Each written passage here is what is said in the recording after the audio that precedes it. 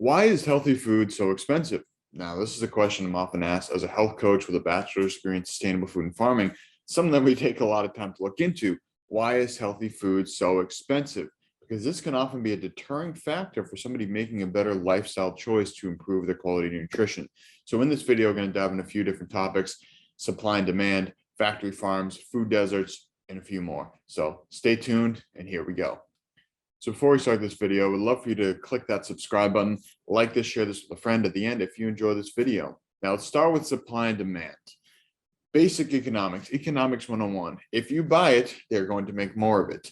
So if we continue to buy it, they're going to continue to make it. So if we're supporting these giant corporations that are making these processed foods with these food colorings, these dyes, antibiotics, all these chemical pesticides, and all these other areas of making food that is not supporting our health, if we buy it, they're going to keep making it. So step number one is, how can we transition out of buying from these unhealthy places and more supporting the places that are making higher quality organic foods? So that comes down to personal choice. And that is clearly shifting in the market. If you ever bought organic food even 5 years ago, and you look at the prices now, they're significantly lower than when they were before, when there was maybe one aisle in a grocery store, a small little section that was organic.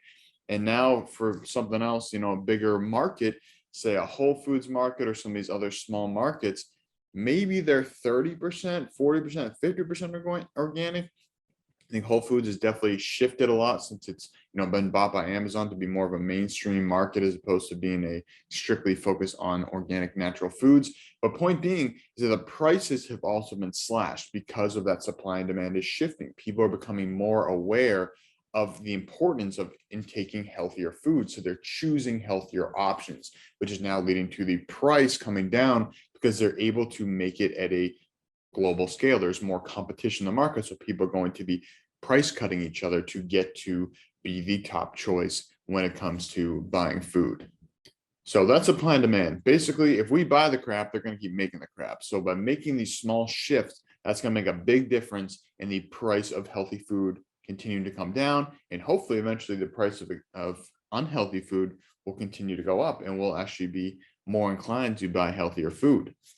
Now, on this topic, as we're talking about big corporations, the other challenge is factory farms. So a lot of these different farmers, whether it's Purdue, a lot of these big meat companies, they're making factory farms, or even not just meat companies, but places that sell like canola oil and all these crappy oils that they claim to be heart healthy, but are really just toxic sludge. They're building these on these massive plots of land, and they're just using pesticides for the crops. They're using planes because they can just grow one crop, a monoculture, which is basically growing one crop in an entire field, which you never see that anywhere in nature. There's always a diversity of different plants and animals.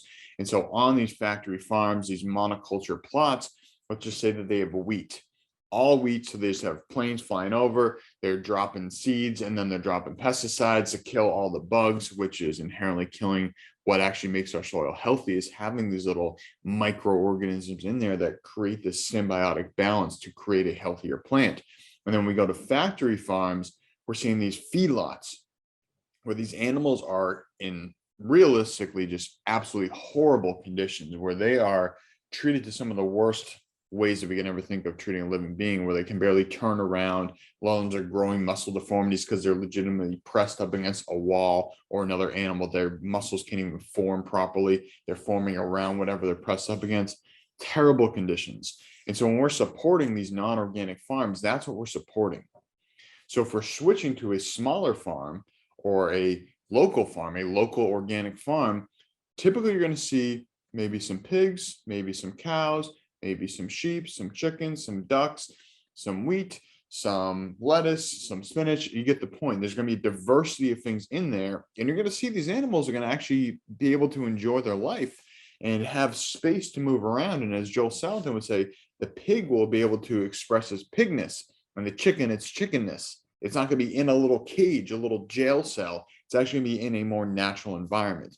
So if we stop supporting factory farms, which is completely unsustainable, it's terrible for the planet, it's terrible for the animals, it's terrible for our health as a consumer, because if what the animals are eating is this pesticide-ridden wheat, let's say, they're eating that. They're in a factory farm. They're not able to exercise. They don't have access to sunlight. They don't have access to clean water.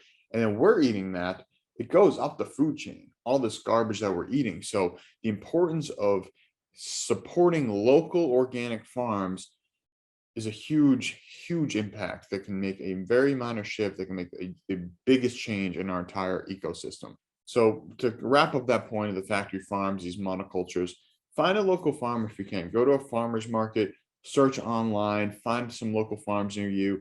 And when you're shopping in the store, look for some small company labels. If you're going to the grocery store, it's a great way to support small organic businesses. And so as we start to shift away from factory farming, we may find, hey, actually, if we grow it on a smaller scale, it's actually more sustainable. It's actually healthier. And so inherently, when we bring things back into the local economy, they're not having to be shipped across the country. Let's say I'm here in Boston, Massachusetts. If I don't have to get my food shipped from California, the price will come down if I'm supporting local farmers because they're not having to spend all the fuel to put it on a giant truck, to pay the driver, to pay the air conditioned vehicle, all these different sources of income, and then put it into a grocery store, which then has to store it in their storage, pay the workers to unpack it, pay for the electricity to keep the air conditioner running. The costs just run up and up and up when we have to do this unsustainable system of growing at factory farms, shipping across the country, or even worse, across the world. So for supporting the local economy, supporting small farms, that is going to bring the cost down, which inherently will bring the price down for us as the consumer. Now, another common challenge, because we have food deserts, and food deserts basically an area that does not have access to local agriculture is the very simplified definition of a food desert. So a lot of places in the middle of the country, you think of like New Mexico, there's a lot of places in there that it's not really a very vibrant area in terms of farmland because we've really stripped the soil. You think of the Dust Bowl, that region in the middle of the country that we've really just destroyed the soil there because we over farmed it. We farmed it in an unsustainable manner, focus on just getting the most production we could without thinking about future generations. So if we're thinking about food deserts, how can we start to revitalize the soil? How can we start growing our own food? Now, I grow some of my own food inside here, which I'll show you in just a moment, which is a lot easier than you think. And if we can start to grow our own food, that will help with food deserts because we won't be dependent on other people. And quite simply, if you're growing your own food, you're going to be saving money. So you can see right here, I got this little grow rack, which has a bunch of different stuff in there. I got some pepper plants going, got some microgreens.